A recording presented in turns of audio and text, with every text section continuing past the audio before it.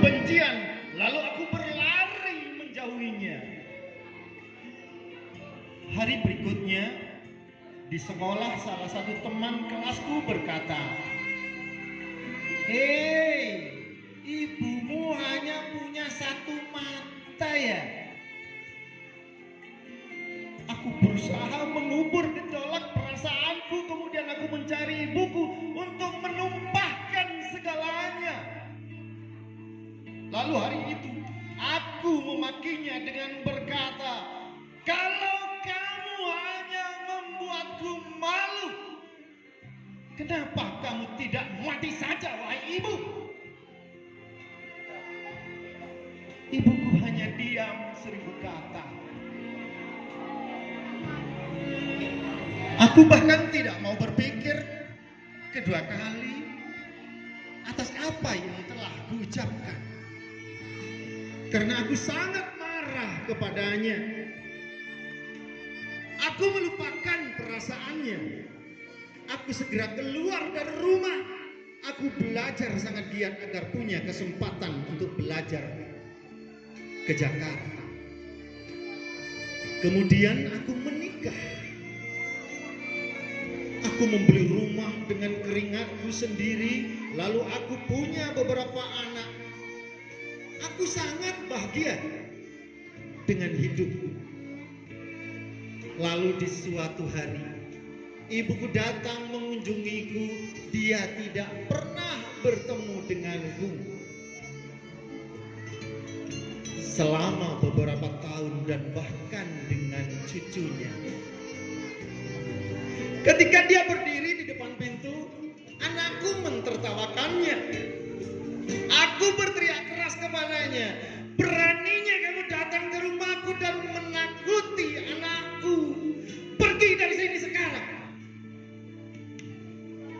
Melihat hal ini, ibuku menjawab dengan lemas, "Oh, maafkan saya. Saya mungkin sudah salah alamat." Dan kemudian dia menghilang dari pandangan. Suatu hari, datanglah undangan reuni sekolah datang ke rumahku. Kemudian aku berbohong pada istriku bahwa aku akan pergi untuk urusan bisnis. Setelah acara reuni, aku pergi ke sebuah gubuk tua hanya untuk mengusir rasa keingintahuanku. Tetanggaku berkata bahwa ibuku telah meninggal. Aku pun tidak meneteskan air mata. Tetanggaku memberi sepucuk surat yang dititipkan ibu untukku. Perlahan ku buka surat tersebut, maka ku baca, "Anakku tersayang, ibu selalu memikirkanmu setiap hari. Ibu minta maaf ketika ibu datang ke Jakarta dan telah membuat takut anakmu. Ibu sangat senang ketika mendengar kamu datang pada acara reuni. Tetapi ibu tidak mampu bahkan untuk bangkit dari tempat tidur untuk melihat wajahmu. Maafkan ibu yang selalu membuat kamu malu selama dari dulu hingga sekarang. Dulu, ketika kamu masih sangat kecil, kamu mendapat kecelakaan yang membuat kehilangan matamu. Sebagai seorang ibu, aku tidak tega melihat anakku tumbuh hanya dengan satu mata. Lalu, ibu memberikan mata ibu padamu, nak. Ibu sangat bangga ketika anakku mampu melihat dunianya yang baru di tempat ini dengan mata yang ibu berikan. Dengan segenap cinta padamu, ibu." Anak itu pun langsung terkulai lemas. Ia tidak mengira bahwa mata yang ia gunakan selama ini adalah mata pemberian ibunya. Anak-anakku sekalian dan semua yang hadir di sini, ingatlah, tahukah kamu siapa orang yang pertama yang mencintaimu? Dia yang mempertaruhkan hidup dan matinya untukmu. Dia yang rela waktu istirahatnya demi dirimu. Dia yang menangis jika kau jatuh sakit.